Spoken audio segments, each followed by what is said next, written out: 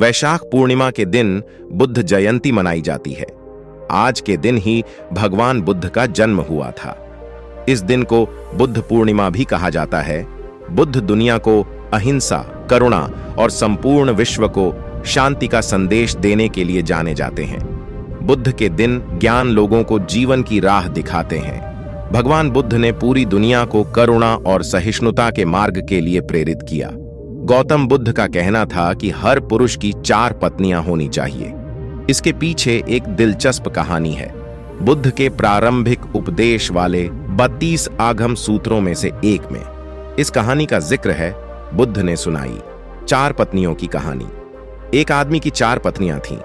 प्राचीन भारत की सामाजिक व्यवस्था ऐसी थी जहां एक पुरुष कई पत्नियां रख सकता था।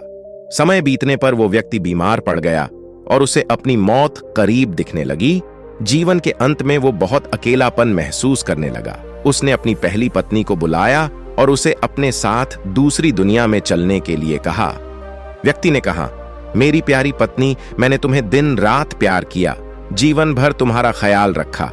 अब मैं मरने वाला हूं। क्या तुम मेरे साथ वहां चलोगी जहां मैं अपनी मृत्यु के बाद जाऊं? उसे उम्मीद थी कि उसकी पहली पत्नी का जवाब हां ही होगा, लेकिन उसने जवाब दिया, मेरे प्यारे पति, मुझे पता है कि आप हमेशा मुझसे प्यार करते थे और अब आपका अंत करीब है। ऐसे में अब आपसे अलग होने का समय आ गया है। अलविदा मेरे प्रिय। दूसरी पत्नी का जवाब। इसके बाद बीमार पुरुष ने अपनी दूसरी पत्नी को बिस्तर के पास बुलाया और मौत के बाद के सफर पर साथ चलने की विनती की। उसने कहा, मेरी प्यारी दूसरी पत्नी, तुम जानती हो कि मैंने तुम्हें कितना प्यार किया है।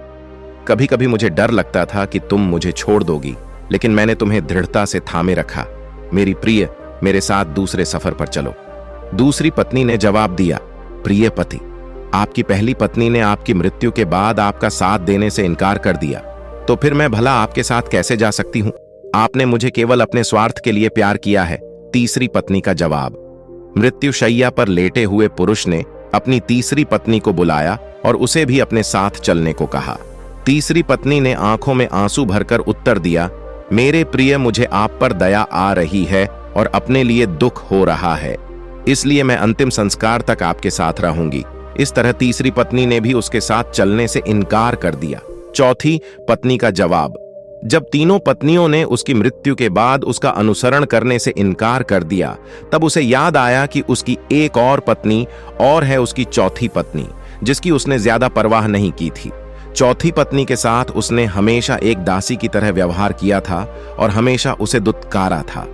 पुरुष ने सोचा कि अगर वह अब उससे अंतिम सफर पर साथ चलने को कहता है तो वो निश्चित रूप से मना कर देगी।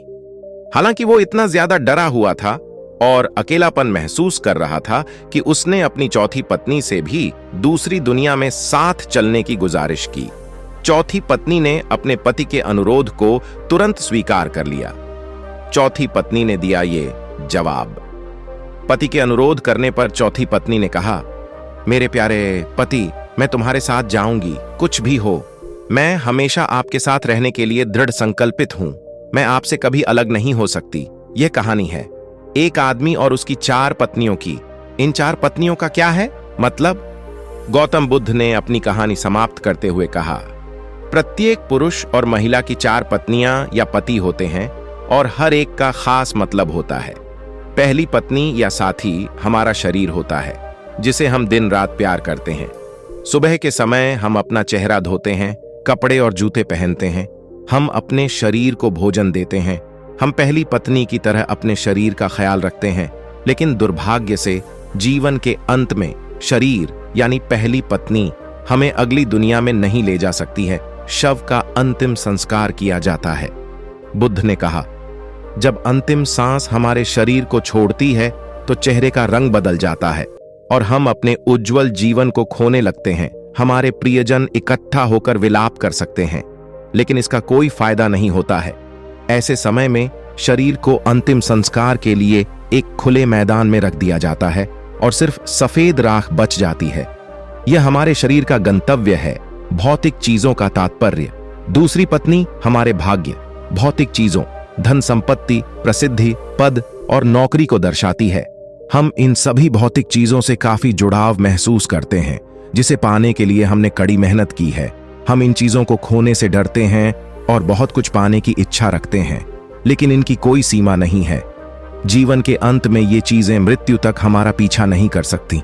हमारे भाग्य ने जो भी इकट्ठा किया है उसे हमें छोड़ना ही होगा। हम इस दुनिया में खाली हाथ आए हैं और मृत्यु के समय भी हमारे हाथ खाली होते हैं। हम अपनी मृत्यु के बाद अपना भाग्य पकड़कर नहीं रख सकते। जैसे दूसरी पत्नी ने अपने पति से कहा था, तुमने अपने अहंकार और स्वार्थ के लिए सिर्फ मुझे अपने साथ रखा और अब अलविदा कहने का समय आ गया है हमारे रिश्ते नाते। बुद्ध कहते हैं कि तीसरी पत्नी का अर्थ यहाँ हमारे नाते रिश्तेदारों से है। ये हमारे माता पिता, बहन और भाई, सभी रिश्तेदारों, दोस्तों और समाज की तरह है। वो आंखों में आंसू लिए हमारे साथ श्मशान घाट तक ही आ सकते हैं। वो हमारे लिए दुखी और उदास रहते हैं। इसलिए हम अपने शरीर, भाग्य और समाज पर निर्भर नहीं रह सकते। हम अकेले आते हैं और अकेले ही इस दुनिया से जाते हैं। मृत्यु के बाद कोई हमारा साथ नहीं दे सकता है। चौथी पत्नी का क्या है मतलब? बुद्ध ने कहा, चौथी पत्नी हमारा मन या चेतना है। जब हम गहराई से यह पहचान जाते हैं कि हमारा मन क्रोध, लालच और असंतोष से भरा हुआ है, तो हम अपने जीवन को अच्छे नजरिए से देख पाते हैं। क्रोध, लोभ और असंतोष कर्म के नियम हैं। हम अपने कर्म से कभी पीछा नहीं छुड़ा सकते हैं। जैसा कि चौथी पत्नी ने अपने मरते हुए पति से कहा था, तुम जहां भी जाओगे मैं तुम्हारे पीछे चलूंगी। मैं आशा करता हूं कि आज की इस वीडियो से आप लोगों ने कुछ सीखा होगा। अगर आप सभी को गौतम बुद्ध की यह कहानी पसंद आई हो तो कमेंट में नमो बुद्धाय जरूर लिखें।